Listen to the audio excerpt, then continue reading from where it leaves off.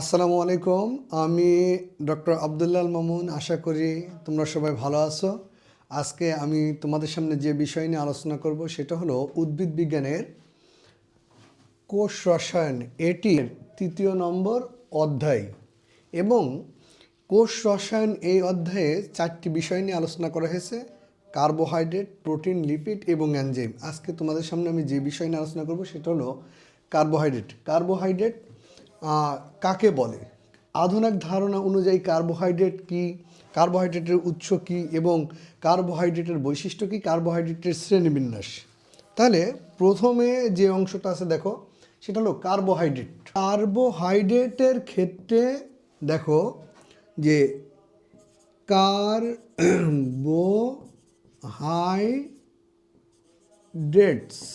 কার্বোহাইড্রেটসের মধ্যে দুইটি শব্দ নিহিত আছে।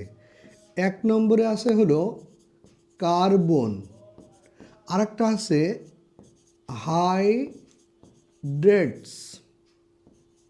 হাইড্রেটস। দেখো, কার্বন মানে হলো কার্বন এবং হাইড্রেটস মানে হলো পানি।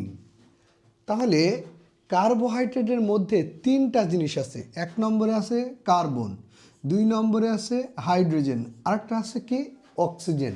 তাহলে সহজ কথায় কার্বোহাইড্রেট বলতে গেলে কার্বন, হাইড্রোজেন এবং অক্সিজেনের সমন্বয়ে গঠিত যৌগকে আমরা কার্বোহাইড্রেট বলবো। এবং তোমরা দেখো, এখানে কার্বন আছে একটা, হাইড্রোজেন আছে 2টা, অক্সিজেন আছে একটা। অর্থাৎ স্বাভাবিকভাবে কার্বোহাইড্রেট অথবা শর্করার অনুপাত হবে 1:2:1 কিন্তু সবার ক্ষেত্রে এই অনুপাতটা প্রযোজ্য নয়। যেমন দেখো, তোমাদের এখানে আমি একটা উদাহরণ রেখে দিয়েছি, সেটা হলো আমরা যে খাবার চিনি খাই, সুক্রোজ। দেখো, এই যে সুক্রোজ এটি একটি উন্নত মানের শর্করা বা কার্বোহাইড্রেট। কিন্তু আমরা যদি এর আণবিক সংকেতে দেখি যে কার্বন আছে 12টি, হাইড্রোজেন আছে হলো তোমার 22টি এবং অক্সিজেন আছে হলো 11টি। দেখো তো, এটা কি কখনোই 1:2:1 ফলো করে? না, এটা কখনোই 1:2:1 ফলো করে না। তাহলে প্রথম যে কথাটা বোঝা গেল সেটা হলো কার্বোহাইড্রেট হবার জন্য তোমার এই 1:2:1 অনুপাত ফলো করার কোনো প্রয়োজন নাই। তাহলে এটা আমি বাদ দিয়ে দিলাম। তাহলে দ্বিতীয় নাম্বার দেখো, এখানে একটু লিখে রেখেছি, সেটা হলো অনেক যৌগ আছে যাদের অনুপাত 1:2:1 হয়, কিন্তু সেগুলো কখনোই কার্বোহাইড্রেট নয়। এবং এটা তোমাকে অ্যাডমিশনের জন্য মনে রাখতেই হবে। দেখো, এখানে 3টা উদাহরণ আছে। এক নম্বর যে উদাহরণটা রয়েছে, দেখো যে অ্যাসিটিক অ্যাসিড। এক নম্বর কি উদাহরণ? Acetic acid. অ্যাসিটিক অ্যাসিডের সংকেতে আমরা দেখতে পাচ্ছি যে CH3COOH, এটা হলো অ্যাসিটিক অ্যাসিডের সংকেত। এখানে একটু যদি খেয়াল করি আমরা, তাহলে দেখতে পারবো কার্বন আছে 2টি, হাইড্রোজেন আছে 4টি, অক্সিজেন আছে 2টি। দেখো, এইটার অনুপাত 1:2:1 হয়, কিন্তু এটা কার্বোহাইড্রেট নয়। প্রথম উদাহরণ। এবার দেখো দ্বিতীয় নম্বর, ফর্মালডিহাইডের ক্ষেত্রে তোমরা দেখতে পারবা যে কার্বন আছে 1টি, হাইড্রোজেন আছে 2টি এবং অক্সিজেন আছে 1টি, এবং এটার অনুপাত 1:2:1 হয়, কিন্তু এটিও কার্বোহাইড্রেট নয়। এবং আরেকটা আছে দেখো যে ল্যাকটিক অ্যাসিড। এই যে অংশ দেখো, ল্যাকটিক অ্যাসিডের ক্ষেত্রে যদি আমরা দেখি, তাহলে এটার আণবিক সংকেত C3H6 এবং O3। এটারও অনুপাত 1:2:1 অনুপাত হয়, কিন্তু এটিও কার্বোহাইড্রেট নয়। তাহলে স্বাভাবিকভাবে আমি যে কার্বোহাইড্রেট ডেফিনেশন বলেছি, কার্বন, হাইড্রোজেন এবং অক্সিজেনের সমন্বয়ে গঠিত যৌগকে কার্বোহাইড্রেট বলা হয়। এবং এদের অনুপাত স্বাভাবিকভাবে হয়ে থাকে 1:2:1।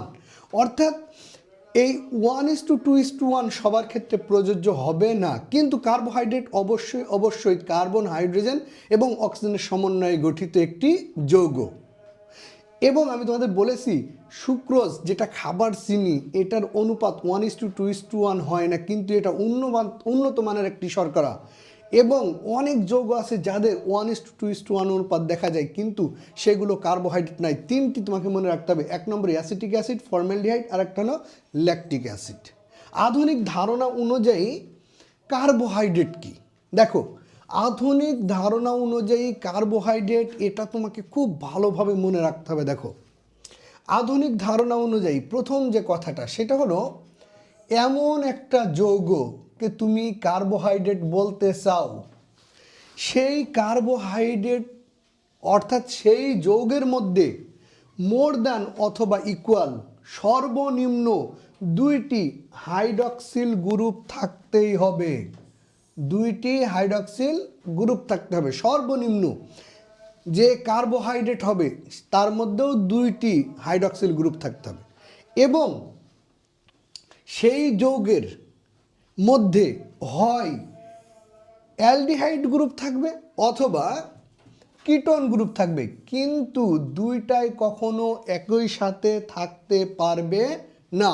অর্থাৎ আধুনিক ধারণা অনুযায়ী যদি কোনো একটি যৌগকে তুমি কার্বোহাইড্রেট বলতে চাও, তাহলে প্রথম শর্ত তার ফিল আপ করতে হবে। এক নম্বরে দেখো, সেটা হলো মোর দ্যান অথবা ইকুয়াল 2টি OH গ্রুপ থাকতেই হবে, এক নম্বর। দ্বিতীয় নম্বর শর্ত হলো, সেই যৌগের মধ্যে হয় অ্যালডিহাইড গ্রুপ থাকবে অথবা কিটোন গ্রুপ থাকবে, কিন্তু এই দুইটা গ্রুপ কখনোই একই সাথে একই যৌগের মধ্যে থাকতে পারবে না। যদি অ্যালডিহাইড গ্রুপ থাকে তাহলে কিটোন গ্রুপ থাকবে না। যেমন দেখো, তোমাদের একটা উদাহরণ বলি, সবথেকে সরলতম কার্বোহাইড্রেট হলো গ্লিসারঅ্যালডিহাইড। গ্লিসারঅ্যালডিহাইড এর কথা যদি আমরা বলি, দেখো,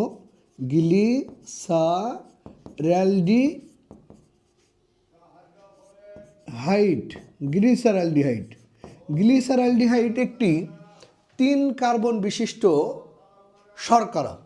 3 কার্বন বিশিষ্ট শর্করার ক্ষেত্রে কার্বন 1, কার্বন 2, কার্বন 3, এবং এদেরকে যদি নাম্বারিং করি, দেখো 1, 2, 3, এদের 1 নম্বর কার্বনে থাকে CHO। এটি একটি কি? 1 নম্বর কার্বনে অ্যালডিহাইড গ্রুপ, এবং এদের 2 নম্বর কার্বনে থাকে একদিকে OH, একদিকে হলো H, এবং লাস্টের যে নাম্বার সেটা হলো থাকবে হলো CH2OH। দেখো, এখানে গ্লিসারঅ্যালডিহাইড একটি 3 কার্বন বিশিষ্ট শর্করা। তার 1 নম্বরে এখানে আছে, দেখো, একটি OH গ্রুপ, এখানে একটা OH গ্রুপ। তাহলে এই যে দেখো, 2 অথবা 2 এর অধিক হাইড্রক্সিল গ্রুপ বা OH গ্রুপ থাকতে হবে, আছে। এবং এই যে দেখো, এখানে তোমার 1 নম্বর কার্বনে অ্যালডিহাইড গ্রুপ আছে। তাহলে অ্যালডিহাইড গ্রুপ যেটা আছে সেটা 1 নম্বর কার্বনে আছে, এবং অ্যালডিহাইড গ্রুপ আছে, তাহলে 2টি শর্তই সে ফিল আপ করে, এজন্য এটি একটি শর্করা হবে। এবং তোমাদেরকে যদি দেখায় যে আরেকটা সরল শর্করা আছে যেটার নাম হলো ডাইহাইড্রক্সি অ্যাসিটোন, যেমন দেখো, তাহলে 1 নম্বরে গেছে গ্লিসারঅ্যালডিহাইড, 2 নম্বরে ডাইহাইড্রক্সি অ্যাসিটোন। দেখো, ডাইহাইড্রক্সিস্টোন একটা সরল শর্করা, 3 কার্বন বিশিষ্ট একটা শর্করা, কিন্তু তার মধ্যে আছে কিটোন গ্রুপ। কি আছে? Ketone group, carbon 1, carbon 2, carbon 3। তাদের 2 নম্বরের কার্বনে থাকবে হলো কিটোন গ্রুপ, আর 1 নম্বর CH2OH, এবং লাস্টের নম্বর কার্বনে থাকবে হলো OH গ্রুপ। দেখো, এই জায়গাটাতে একটু খেয়াল করো, তাদের 1 নম্বর কার্বন এবং লাস্টের নম্বর কার্বনে 2টি OH গ্রুপ আছে, এবং মাঝখানের যে কার্বন সেটাতে তোমার কিটোন গ্রুপ আছে। অর্থাৎ এটিও তোমার আধুনিক ধারণা অনুযায়ী একটা শর্করা, অর্থাৎ আধুনিক ধারণা অনুযায়ী তুমি যদি কোনো একটা যৌগকে কার্বোহাইড্রেট বলতে চাও তাহলে দুইটা শর্ত তার ফিল আপ করতে হবে, মোর দ্যান দুইটি অথবা সর্বনিম্ন দুইটি হাইড্রক্সিল গ্রুপ থাকতে হবে এবং সেই যৌগের মধ্যে একটা কার্বনে অ্যালডিহাইড অথবা কিটোন গ্রুপ যে কোনো একটি থাকতে হবে, কিন্তু দুইটি কখনো একই সাথে থাকতে পারবে না। তাহলে আধুনিক ধারণা অনুযায়ী কার্বোহাইড্রেট কাকে বলে? খেয়াল করবা, তোমাদের বইয়ে একটা শব্দ আছে পলিহাইড্রক্সি, পলি তারপরে কি আছে হাইড্রক্সি, পলিহাইড্রক্সি। পলি শব্দের অর্থ হলো বহু, হাইড্রক্সি মানে হলো হাইড্রক্সিল গ্রুপ অথবা ওএস গ্রুপ। যে যৌগের মধ্যে দুই অথবা দুইয়ের অধিক হাইড্রক্সিল গ্রুপ থাকবে এবং সেখানে একটি অ্যালডিহাইড অথবা একটি কিটোন গ্রুপ মিলে একটি যৌগ তৈরি হবে, সেই যৌগটাকে আমরা বলবো হলো কার্বোহাইড্রেট। অথবা তোমাদের বইয়ের ভাষায় যদি বলি পলিহাইড্রক্সি অ্যালডিহাইড অথবা পলিহাইড্রক্সি কিটোন গ্রুপ বিশিষ্ট যৌগকে বলা হয় কার্বোহাইড্রেট। তাহলে আমি আরেকবার বলতেছি, দেখো, আধুনিক ধারণা অনুযায়ী কার্বোহাইড্রেট হতে হলে সেই যৌগের মধ্যে সর্বনিম্ন দুইটি হাইড্রক্সিল গ্রুপ থাকতেই হবে, বেশি থাকলে কোনো সমস্যা নেই, এবং সেই যৌগের মধ্যে হয় একটি অ্যালডিহাইড গ্রুপ থাকবে অথবা একটি কিটোন গ্রুপ থাকবে, সেই যৌগকে তুমি বলতে পারবা যে কার্বোহাইড্রেট। দেখো, কার্বোহাইড্রেটের উৎস, কার্বোহাইড্রেটের প্রধান যে উৎসটি সেটা হলো উদ্ভিদ, এক নম্বর গেল। কিন্তু উদ্ভিদে এই কার্বোহাইড্রেট কী রূপে অবস্থান করে এটা একটু মনে রাখতে হবে, সেটা হলো সেলুলোজ এবং স্টার্চ রূপে। এটা তোমার ভর্তি পরীক্ষায় আসবে। এবং দেখো, প্রাণীদের দেহে কী রূপে অবস্থান করে? প্রাণীদের দেহে গ্লাইকোজেন রূপে অবস্থান করে এবং তোমাকে মনে রাখতে হবে সেটা হলো কোন অঙ্গে এই গ্লাইকোজেন রূপে অবস্থান করে, যকৃৎ এবং পেশিতে, মনে থাকবে। এবার দেখো, দুধের মধ্যেও শর্করা থাকে, কিন্তু দুধের মধ্যে শর্করা কি যৌগ হিসেবে সঞ্চিত থাকে এটা অনেক ইম্পর্টেন্ট। সেটা হলো দুইটা যৌগের কথা মনে রাখতে হবে, সেটা হলো এক নম্বরে ল্যাকটিক অ্যাসিড আর একটা হলো ল্যাকটোজেন রূপে দুধের মধ্যে শর্করা অবস্থান করে। দেখো তাহলে পরের পড়া, কার্বোহাইড্রেটের বৈশিষ্ট্য বা শর্করার বৈশিষ্ট্য। যেমন দেখো, এক নম্বরে খেয়াল করবা, এটার প্রথম যে বৈশিষ্ট্য সেটা হলো, দেখো, এক নম্বর বৈশিষ্ট্য কার্বোহাইড্রেটের বৈশিষ্ট্য, প্রথম বৈশিষ্ট্য এটা দানাদার হবে যেমন চিনি, তন্তুময় যেমন হলো সেলুলোজ, অর্থাৎ আমরা যে কাঠ আছে, কাপড় আছে, সুতা আছে, এগুলো সবই তোমার সেলুলোজ দ্বারা নির্মিত। এবং যেমন চাউলের আটা অথবা গমের আটা এগুলো অনেকটা পাউডার জাতীয় হয়ে থাকে। তাহলে এর প্রথম তিনটা বৈশিষ্ট্য শিখলা, দানাদার হবে, তন্তুময় হবে এবং পাউডার জাতীয়। এবার দেখো পরের অংশ, যেটা স্বাদে মিষ্টি হতে পারে যেমন গ্লুকোজ, স্বাদহীন হতে পারে যেমন সেলুলোজ। এবার তুমি যদি এই শর্করাগুলোকে তাপ প্রয়োগ করো সেটা অঙ্গারে পরিণত হয়। তোমাদের কাছে অঙ্গার শব্দটা খুবই কষ্টদায়ক, যে অঙ্গার জিনিসটা কি। অঙ্গার বলতে আসলে বোঝায়, আমি দেখো পাশে এখানে লিখেও দিয়েছি, অঙ্গার বলতে বোঝায় যেটাকে তাপ যদি প্রয়োগ করো তাহলে সেটাতে কয়লাতে পরিণত হবে, পুড়ে কয়লাতে পরিণত হবে এবং অধিকাংশই পানিতে অদ্রবণীয়, পানিতে অদ্রবণীয়। কিন্তু একটা তোমাকে মনে রাখতে হবে, রাসায়নিক গঠনের উপর ভিত্তি করে এই শর্করা আবার চার প্রকার, মোনোস্যাকারাইড, ডাইস্যাকারাইড, অলিগোস্যাকারাইড, পলিস্যাকারাইড। এখানে বেসিক্যালি তোমার মোনোস্যাকারাইডগুলো সব পানিতে দ্রবণীয়, এতটুকু তোমাকে একটু মাথায় রাখা লাগবে। এবার দেখো পরের অংশ, এরা অ্যাসিডের সাথে বিক্রিয়া করে এরা তোমার এস্টার নামক যৌগ গঠন করে। অ্যাসিডের সাথে যদি বিক্রিয়া করে তাহলে এক মোল পানি অপসারিত হয়ে যাওয়ার ফলে যে যৌগটা উৎপন্ন হয় সেইটাকেই বলা হয় তোমার এস্টার যৌগ, একটু মাথায় রাখবা। এবং এরা অর্থাৎ কার্বোহাইড্রেটগুলো আলোর প্রতি সংবেদনশীল, এরা আলোক সক্রিয় এবং আলোক সমানতা প্রদর্শন করে। আমি এটা তোমাদের বোঝাবো যখন আমি গ্লুকোজ পড়াবো। দেখো, আমি কার্বোহাইড্রেটের বৈশিষ্ট্য আরেকবার বলতেছি, ইনশাল্লাহ তোমাদের হয়ে যাবে। এটা দানাদার যেমন চিনি, তন্তুময় যেমন সেলুলোজ, পাউডার যেমন গমের আটা, চাউলের আটা, এগুলো পাউডার জাতীয় হতে পারে। স্বাদে মিষ্টি যেমন গ্লুকোজ, স্বাদহীন যেমন সেলুলোজ, এরা তাপ দিলে কয়লাতে পরিণত হয়, অঙ্গারে পরিণত হয়। অধিকাংশই পানিতে অদ্রবণীয়, কিন্তু মনোস্যাকারাইডগুলো পানিতে দ্রবণীয়। অ্যাসিডের সাথে বিক্রিয়া করে এক মোল পানি অপসারিত হয়ে গেলে যে যৌগটা গঠিত হয় তাকে বলা হয় এস্টার যৌগ। এরা এস্টার গঠন করতে পারে। এরা আলোর প্রতি সংবেদনশীল এবং আলোক সমানতা প্রদর্শন করে। এটা একটু মাথায় রাখবা। দেখো এবার পরের অংশ, কার্বোহাইড্রেটের শ্রেণীবিন্যাস।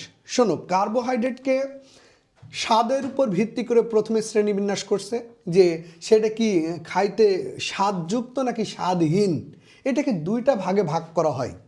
এক নম্বরে যে একটা হলো সুগার, একটা কি সুগার, আর একটা হলো তোমার নন সুগার।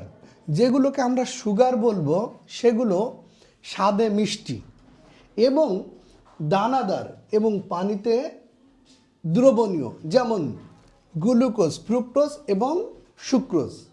তাহলে যদি তুমি বলো সুগার, এক নম্বরে সুগার মানে তুমি একটু ধরতেই পারো যে খাবার চিনি অথবা সুক্রোজ অথবা গ্লুকোজ অথবা ফ্রুক্টোজ। দেখো তো এক নম্বর পয়েন্ট, যে সেটা কি হবে, অবশ্যই স্বাদে মিষ্টি হবে। দ্বিতীয় নম্বর, খাবার চিনি দানাদার হয় এবং এটা পানিতেও দ্রবণীয়। তাহলে এখানে তিনটা উদাহরণ তোমার জন্য বিশাল ইম্পর্টেন্ট। সেটা হলো গ্লুকোজ, ফ্রুক্টোজ আর একটা হলো সুক্রোজ। এই তিনটা পানিতে দ্রবণীয়, স্বাদে মিষ্টি এবং দানাদার। এবং অপরপক্ষে নন সুগার, নন মানে না আর সুগার মানে শর্করা, স্বাদে মিষ্টি নয়, অদানাদার, পানিতে অদ্রবণীয়। যেমন এখানে তিনটা উদাহরণ আছে, এটাও তোমাকে মাথায় রাখতে হবে। সেটা হলো স্টার্চ, সেলুলোজ আর একটা হলো গ্লাইকোজেন। দেখো পরের অংশ যেটা, সেটা হলো রাসায়নিক গঠনের উপর ভিত্তি করে কার্বোহাইড্রেট প্রধানত চার প্রকার।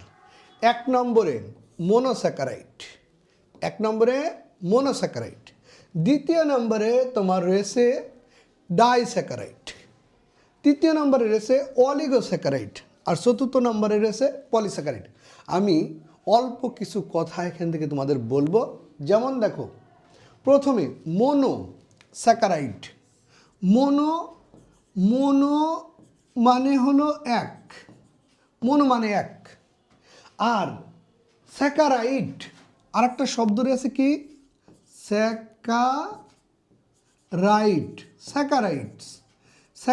স্যাকারাইডস মানে হলো শর্করা। এই শব্দটা এসেছে স্যাকারিন থেকে। এই শব্দটা এসেছে স্যাকারিন মানে হলো শর্করা। শোনো, যে শর্করাগুলোকে তুমি আদ্র বিশ্লেষণ করলে একক শর্করা পাবা, এর মধ্যে আলাদা অন্য কোনো শর্করা পাবা না, তখন সেটাকে বলা হয় তোমার মোনোস্যাকারাইড। এটা তোমার কার্বনের সংখ্যার উপর ভিত্তি করে এটাকে কয়েকটা ভাগে ভাগ করা হয়।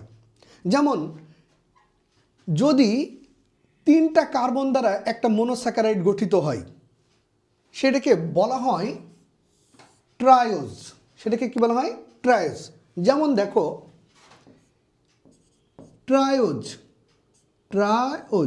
ট্রায়োজ বলতে বোঝায় তিন কার্বন বিশিষ্ট একটি মোনোস্যাকারাইড। আমি বিস্তারিত পড়াবো ইনশাল্লাহ।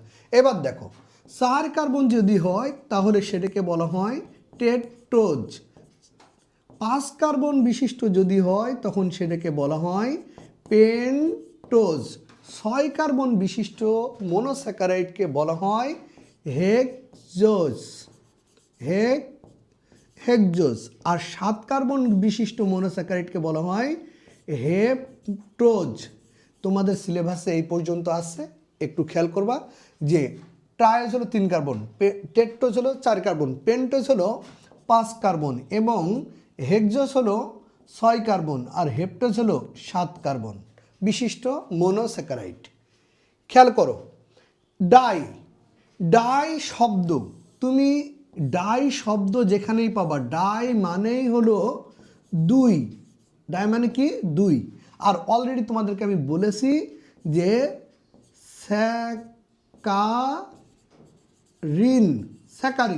স্যাকারিন মানে হলো শর্করা। তাহলে যখন কোনো একটা শর্করাকে বিশ্লেষণ করলে তুমি 2টি মনোস্যাকারাইড পাবা। 2টি কি পাবা? মনোস্যাকারাইড। মনোস্যাকারাইড পাবা। মনোস্যাকারাইড পাবা। 2টি মনোস্যাকারাইড পাবা। তখন সেটাকে বলবো ডাইস্যাকারাইড।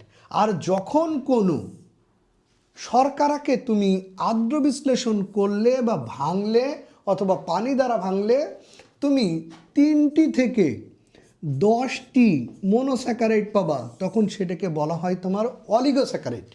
আর যখন কোনো একটি শর্করাকে আদ্র বিশ্লেষণ করলে ভাঙলে তুমি মোর দ্যান 10টি অর্থাৎ 10-এর অধিক মনোস্যাকারাইড পাবা, তখন সেটাকে বলা হয় তোমার পলিস্যাকারাইড। আমি আর একবার বলি, দেখো তোমাদের হয়ে যাবে।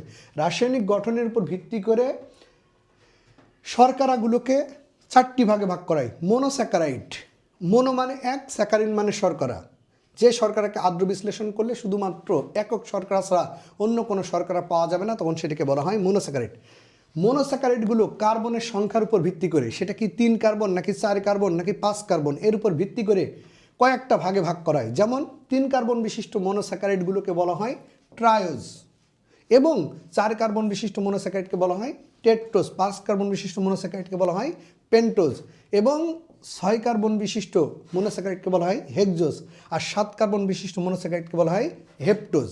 এবং যে শর্করাকে আদ্র বিশ্লেষণ করলে তুমি 2টি মনোস্যাকারাইড পাবা, সেটাকে বলা হয় ডাইস্যাকারাইড। আর যে শর্করাগুলোকে আদ্র বিশ্লেষণ করলে তুমি 3 থেকে 10টি মনোস্যাকারাইড পাবা, তখন সেটাকে বলা হয় অলিগোস্যাকারাইড। আর যখন 10-এর অধিক মনোস্যাকারাইড পাওয়া যাবে, তখন সেটাকে বলবো পলিস্যাকারাইড। আজকে তোমাদের সাথে এ পর্যন্তই। দেখা হবে পরের ক্লাসে মনোস্যাকারাইডের সমগ্র বিশ্লেষণ নিয়ে। ট্রায়োজ কাকে বলে, ট্রায়োজের গঠন, টেট্রোজ, তারপরে পেন্টোজ, হেক্সোজ আর হেপ্টোজ। দেখা হবে ইনশাল্লাহ পরের ক্লাসে। সে পর্যন্ত সবাই ভালো থাকিও। আসসালামু আলাইকুম।